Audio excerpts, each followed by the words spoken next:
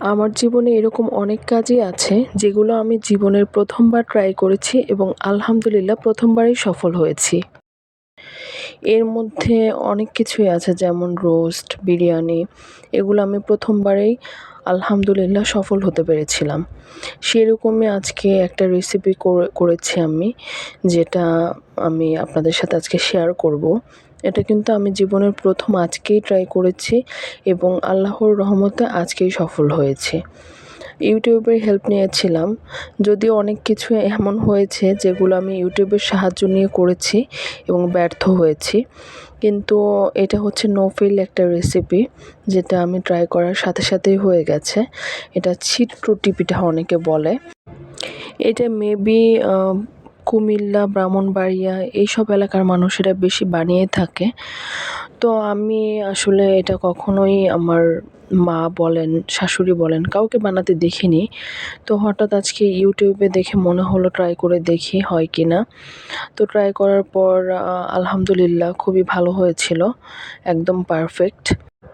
এই পিঠাটা বানানোর জন্য আমি চালের গুঁড়ার সাথে একটু ময়দাও নিয়েছিলাম, কারণ অনেক সময় দেখা যায় পিঠা ঠান্ডা হওয়ার পর অনেক সময় হয়ে গেলে শক্ত হয়ে যায় শুধু চালের গুঁড়া যদি ব্যবহার করা হয়।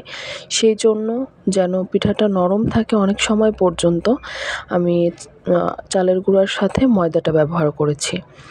তো যাই হোক, আমি ব্যবহার করার পর এখানে সামান্য একটু লবণ দিয়েছিলাম। তারপরে গুঁড়া দুধ ছিল না, অনেকেই গুঁড়া দুধ দিয়ে থাকে, যেহেতু আমার বাসায় বর্তমানে নেই তাই আমি দিতে পারি নাই। আর একটু আমি তেলও দিয়েছিলাম যেন পিঠাটা কড়াইয়ের সাথে লেগে না থাকে। তো সব কিছু আমি দিয়ে একদম পাতলা একটা ব্যাটার তৈরি করেছিলাম, একেবারেই পাতলা ব্যাটার তৈরি করে একটা তেলতেলা কড়াইয়ে, যেহেতু আমার ননস্টিক নেই তো আমি কড়াইই করেছি।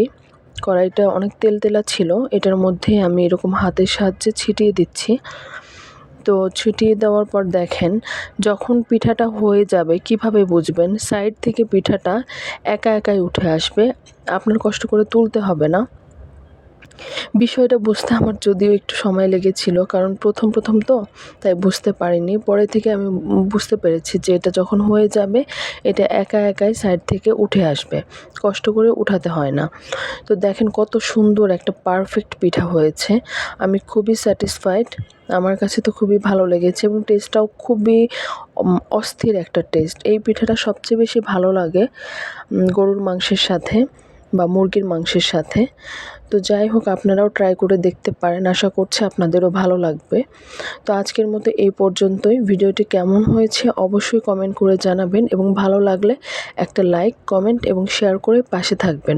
যারা ইউটিউব থেকে আমার ভিডিওটি দেখবেন তাদের কাছে অনুরোধ রইল আমার চ্যানেলটিকে সাবস্ক্রাইব করে পাশে থাকা বেল আইকনটি প্রেস করে দিবেন। এতে করে আমার ভিডিও ছাড়ার সঙ্গে সঙ্গে আপনাদের কাছে নোটিফিকেশন পৌঁছে যাবে। আর যারা পেজ থেকে দেখছেন তারা কষ্ট করে আমার পেজটি ফলো দিয়ে পাশে থাকবেন।